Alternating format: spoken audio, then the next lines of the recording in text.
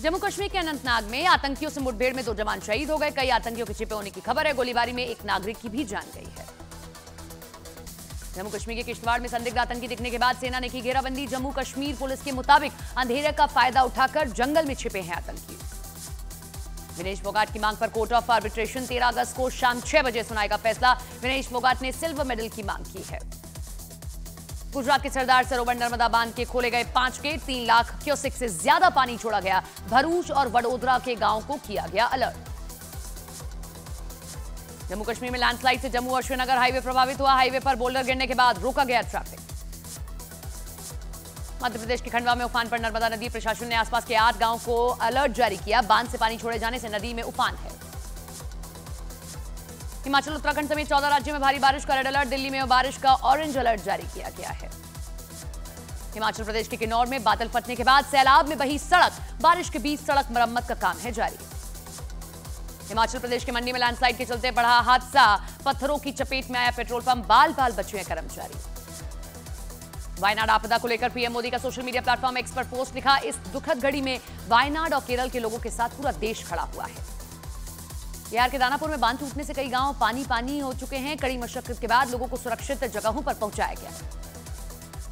बिहार के भागलपुर में गंगा का जलस्तर लगातार बढ़ रहा है, जिससे निचले इलाकों में बाढ़ जैसे हालात हैं। लोगों को सता रही है पलायन की चिंता।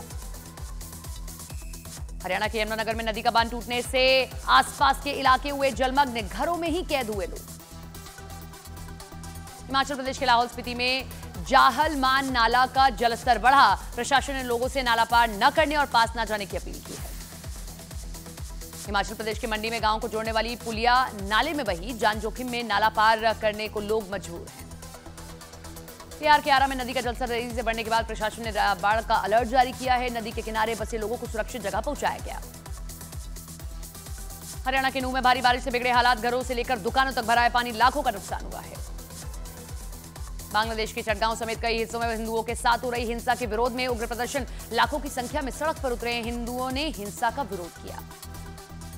वाशिंगटन में बांग्लादेश में अल्पसंख्यक हिंदुओं पर हो रहे हमलों के विरोध में प्रदर्शन। व्हाइट हाउस के बाहर प्रदर्शनकारियों ने जताया हमले का विरोध। बांग्लादेश के हिंदुओं के साथ एकजुटता दिखाते हुए लंदन में संसद भवन के सामने हिंदुओं का विरोध प्रदर्शन। बांग्लादेश में अल्पसंख्यकों की सुरक्षा की मांग की गई। जम्मू कश्मीर में भी बांग्लादेश के हिंदुओं पर हो रहे हमलों के विरोध में प्रदर्शन हुआ। पूर्व सैनिकों की संस्था ने जताया विरोध।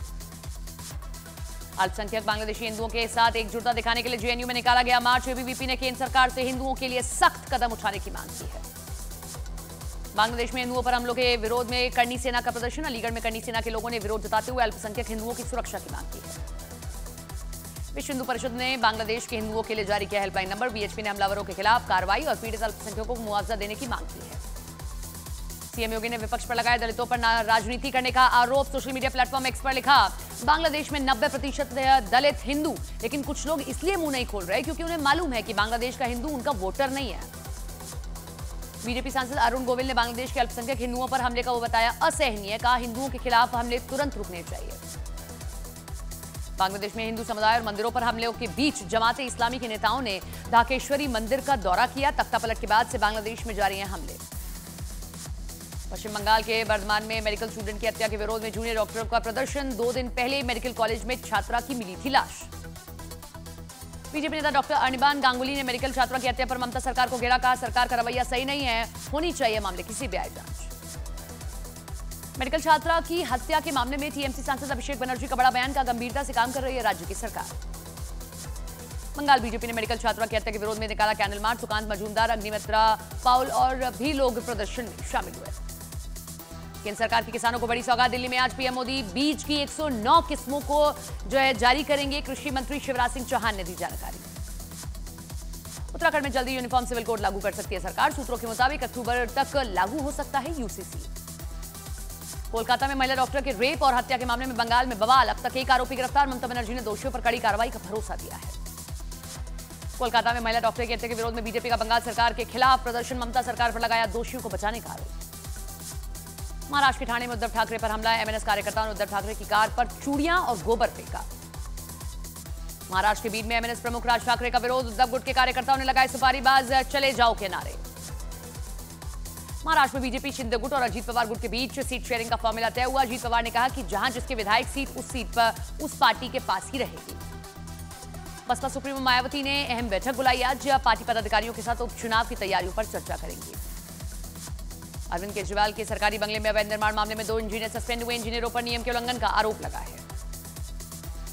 बीजेपी नेता शहजाद पूनावाला का केजरीवाल सरकार पर बड़ा हमला। कहा, बड़ी बड़ी नैतिकता की बातें करने वाले आम आदमी पार्टी के लोग इस पर चुप क्यों हैं। लंबी बीमारी के बाद पूर्व विदेश मंत्री नटवर सिंह का निधन। गुड़गांव के मेदांता अस्पताल में चल रहा था इलाज। 95 साल की उम्र में ली अंतिम सांस। पूर्व विदेश मंत्री नटवर सिंह के निधन पर पीएम मोदी ने जताया दुख। सोशल मीडिया प्लेटफॉर्म एक्स पर उन्होंने लिखा, कूटनीति और विदेश नीति की दुनिया में बहुत बड़ा योगदान दिया। जम्मू कश्मीर में बदलाव की लहर। पहली बार आयोजित की गई मिस यूनिवर्स जम्मू कश्मीर प्रतियोगिता। बारामूला की प्रियंका पंडित के सिर सजा ताज। कर्नाटक के एक आंगनवाड़ी केंद्र में अंडा घोटाला। बच्चों को खाने के लिए दिए अंडे वीडियो बनाने के बाद वापस ले लिए। मामले में आंगनवाड़ी के 2 कार्यकर्ताओं को निलंबित किया गया। दिल्ली के मॉडल टाउन इलाके में भरभराकर गिरी इमारत। मलबे में दबकर एक की मौत, 2 लोग घायल हुए। कन्नौज में रिश्वत का अनोखा मामला आया सामने। दारोगा ने घूस में किसान से मांगे 5 किलो आलू। एसएसपी ने किया सस्पेंड।